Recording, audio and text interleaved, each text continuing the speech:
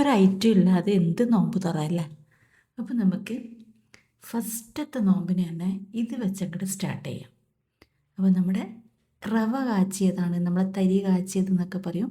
അപ്പോൾ നമ്മുടെ നാട്ടിലൊക്കെ നോമ്പ് തുറക്ക് ഇത് നിർബന്ധമാണ് കേട്ടോ. പക്ഷെ സാധാരണ ഞങ്ങൾ അങ്ങനെ ഇത് ഉണ്ടാക്കാറില്ല കേട്ടോ.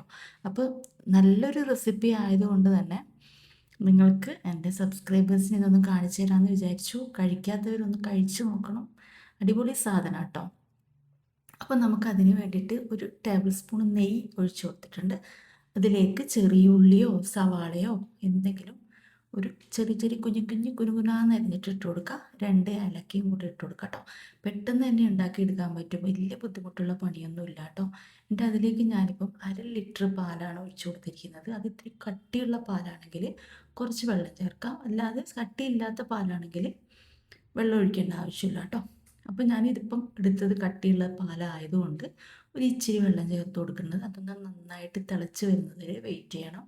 പിന്നെ അതിലേക്ക് ആവശ്യത്തിന് പഞ്ചസാര ഇട്ട് കൊടുത്തിട്ടുണ്ട്. ഞാനിപ്പോൾ ഇവിടെ 3/4 കപ്പ് പഞ്ചസാര എടുത്തിട്ടുണ്ട്. അതിൽ നിന്നൊരു ഇച്ചിരി ബാലൻസ് വെച്ചിട്ട് ബാക്കി മൊത്തം അതിലേക്ക് ഇട്ട് കൊടുത്തു കേട്ടോ. അപ്പോൾ നിങ്ങളിത് കഴിച്ചിട്ടില്ലെങ്കിൽ തീർച്ചയായിട്ടും ഒന്ന് കഴിച്ചു നോക്കണം കേട്ടോ. ടേസ്റ്റുള്ള ഐറ്റം തന്നെയാണ്. ഇവിടെയൊക്കെ ഭയങ്കര നിർബന്ധം കേട്ടോ നോമ്പിനൊക്കെ. അപ്പം മധുരമൊക്കെ ഒന്ന് ബാലൻസ് ചെയ്യാനായിട്ട് നമുക്കൊരു പിഞ്ച് ഉപ്പും കൂടി ഞാൻ ഇട്ട് കൊടുത്തിട്ടുണ്ട്.